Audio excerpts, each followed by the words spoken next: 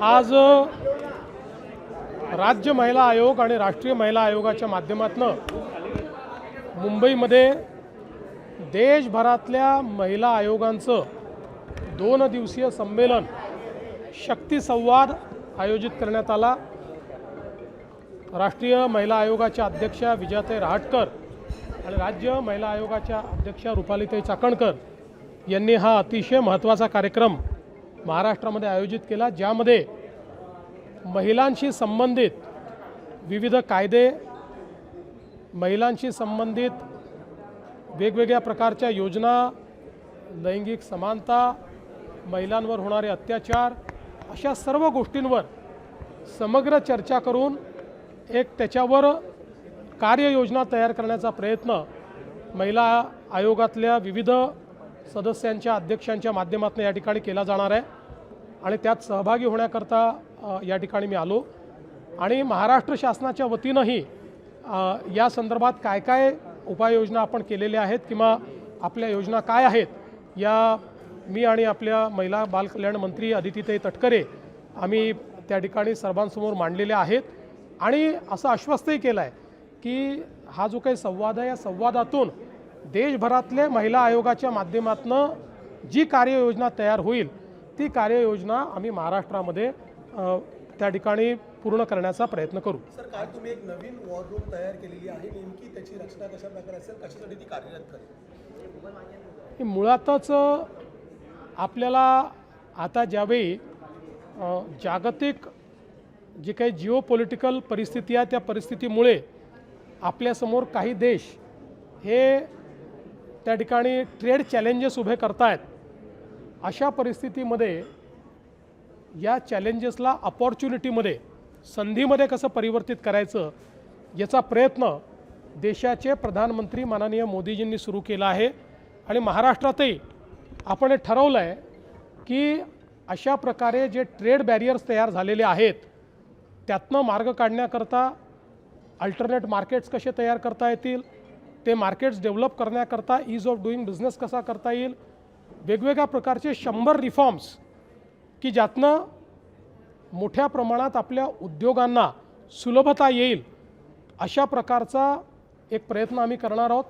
त्याकरता आमचा जो मित्र आहे त्या मित्राच्या अंतर्गत आम्ही एक समिती देखील तयार केलेली आहे आणि दर महिन्याला एक याची आम्ही वॉर रूम तयार केलेली आहे, जी वॉर रूम किती रिफॉर्म्स आम्ही केले त्या रिफॉर्म्सचा आढावा हा दर महिन्याला घेणार आहे। सर, मुंबई असेल किंवा मग राज्यात असेल मोठ्या प्रमाणात आपल्याला पाऊस होताना पाहायला मिळालेला आहे। पाऊस मोठा झाला आणि त्यामुळे अनेक ठिकाणी आपल्याला खड्ड्यांचं साम्राज्य दिसतं आहे। एकूणच राज्याच्या दृष्टीनं असं किंवा मुंबई आणि एकूण उपनगराच्या दृष्टीनं काय योजना आहे किंवा उपाययोजना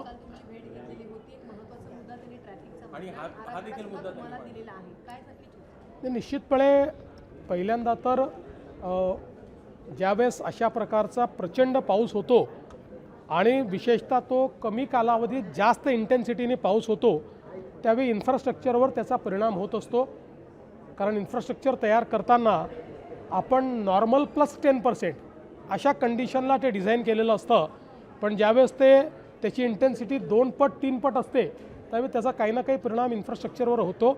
तसा तो परिणाम झालेला आहे। उघाड पडल्याबरोबर अशा प्रकारचे जे काही त्या ठिकाणी आपल्याला सुधारण्याचे इंटरव्हेन्शन्स करायचे आहेत ते आम्ही करणार आहोत, त्याची तयारी आम्ही केलेली आहे। आणि निश्चितपणे काल काही सूचना श्रीमान राज ठाकरे यांनी मला ट्रॅफिकच्या संदर्भात त्या ठिकाणी केलेल्या आहेत, चांगल्या सूचना आहेत, जरूर त्या सूचनांचा विचार आम्ही करू। हिंदी में जानना चाहेंगे, आज महिला आयोग का प्रोग्राम हुआ, किस तरह से प्रोग्राम था पूरी तरह से जानना चाहेंगे। शरद पवार उद्धव ठाकरेंसोबत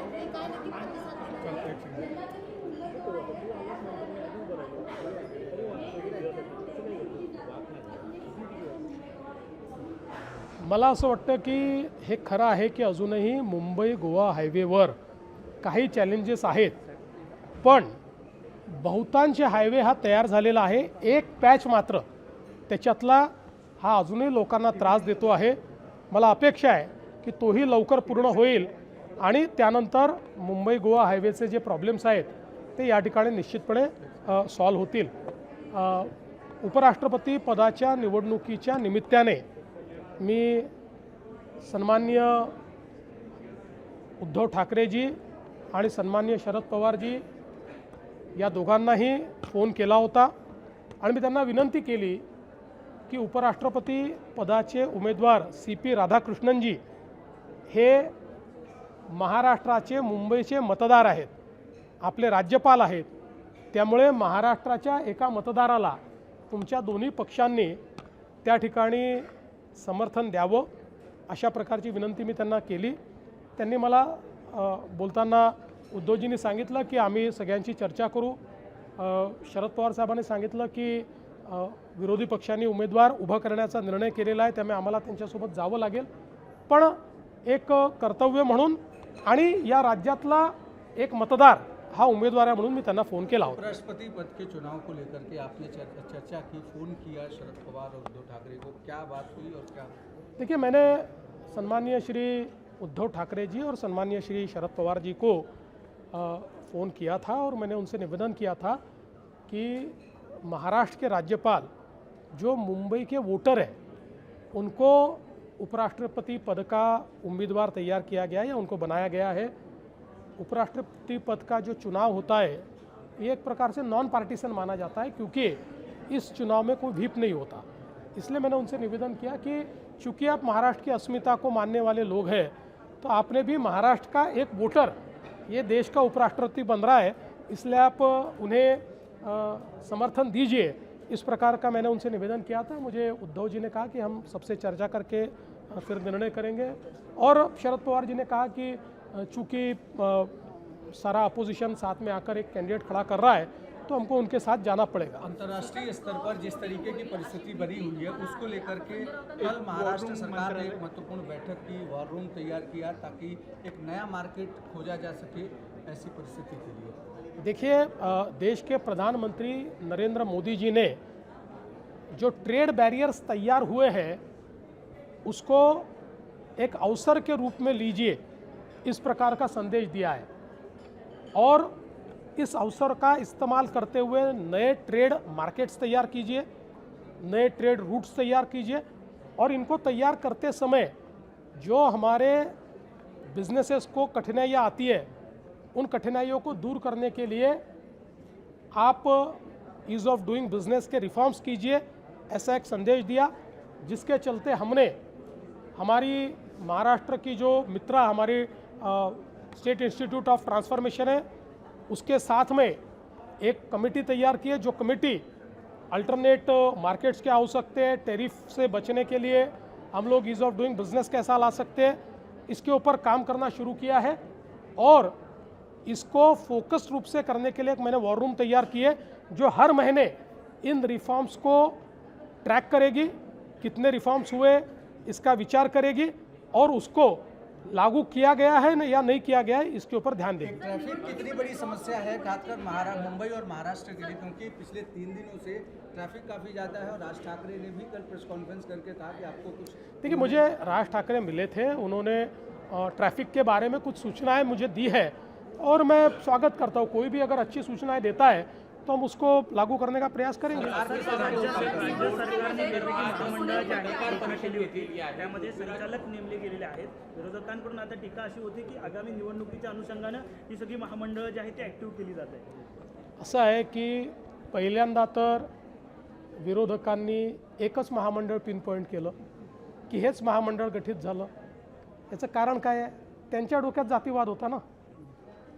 त्यांना जनतेशी घेणं देणं नाही आहे, जनतेच्या कामाशी घेणं देणं नाही आहे. पण आता त्यांच्या लक्षात आलं की सगळीच महामंडळं ॲक्टिव्ह होत आहेत.